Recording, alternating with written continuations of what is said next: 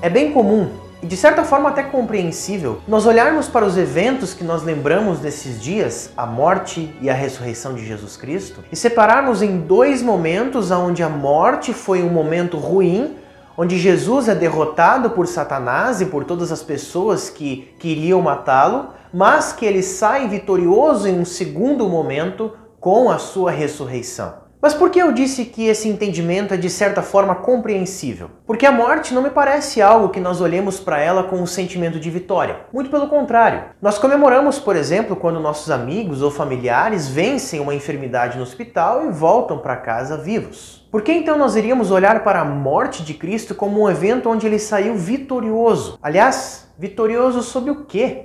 Já que ele morreu. Quando eu digo que esse entendimento é compreensível, eu não quero dizer que ele esteja certo. Sabe por quê? Vamos lá. As Escrituras apresentam diversos textos que apontam para o fato de que foi na cruz que o pecado foi pago e que Satanás foi vencido. Desde Gênesis 3,15 nós vemos isso. O texto diz o seguinte: porém inimizade entre ti e a mulher, entre a tua descendência e o teu descendente. Este te ferirá a cabeça e tu lhe ferirás o calcanhar. Em outras palavras, a descendência prometida da mulher, que é Jesus, daria o golpe fatal em Satanás, ao mesmo tempo em que Cristo era ferido pelo inimigo. Essa promessa foi cumprida na cruz.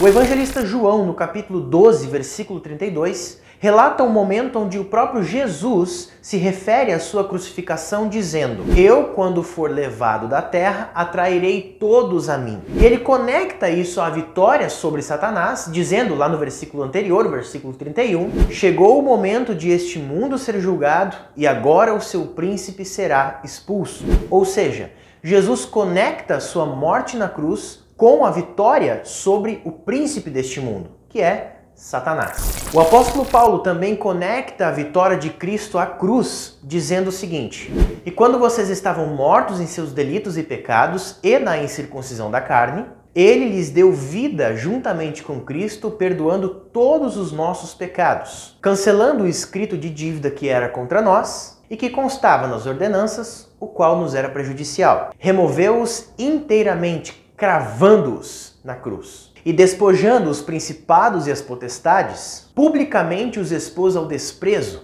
triunfando sobre eles na cruz. Da mesma forma, o autor do livro de Hebreus conecta a morte de Jesus com o evento em que Satanás foi destruído. Ele escreve: visto, pois, que os filhos têm participação comum de carne e sangue, também Jesus, igualmente, participou destas coisas, para que, por sua morte, destruísse aquele que tem o poder da morte, a saber, o diabo, e livrasse todos os que, pelo pavor da morte, estavam sujeitos à escravidão por toda a vida.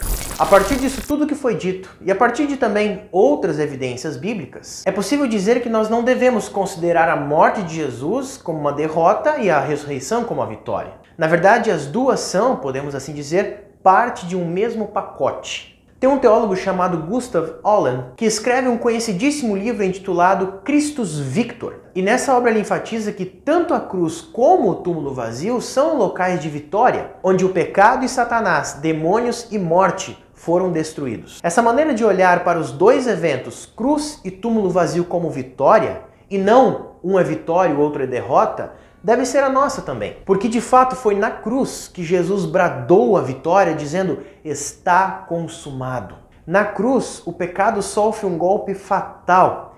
E a consequência deste pecado, que é a morte, foi paga integralmente. E a ressurreição de Jesus vem para demonstrar a eficácia disso. Declara que Jesus é verdadeiramente o Filho de Deus e Senhor de todos. O túmulo vazio é a garantia de Deus Pai de que a obra consumada de Jesus foi totalmente completa. E é por isso, vamos dizer assim, que a morte e a ressurreição de Jesus compõem um pacote completo. A morte de Jesus não foi um acidente de percurso.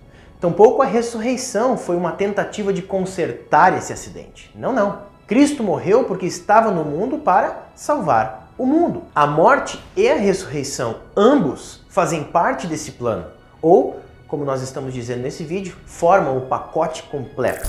O apóstolo Paulo enfatiza que a vitória de Deus sobre o pecado e a nossa libertação desse pecado são entregues nas mensagens da morte e da ressurreição de Jesus juntas. Se olharmos para o texto de 1 Coríntios 15, versículo 3 e 4, veremos que o apóstolo Paulo escreve: antes de tudo, entreguei a vocês o que também recebi, que Cristo morreu pelos nossos pecados, segundo as Escrituras, e que foi sepultado, e ressuscitou ao terceiro dia, segundo as Escrituras. Por isso, cada um de nós, como testemunhas do Evangelho, pode declarar sim que a vitória de Jesus está na sua morte, bem como também está na sua ressurreição. Nós não precisamos separar esses dois eventos como se um fosse a vitória momentânea de Satanás e o outro fosse a vitória final de Deus. Não. Toda a obra de Jesus foi planejada e perfeitamente executada por Cristo. E tanto a sua morte como a sua ressurreição compõem o pacote completo da salvação do mundo. Lembre-se disso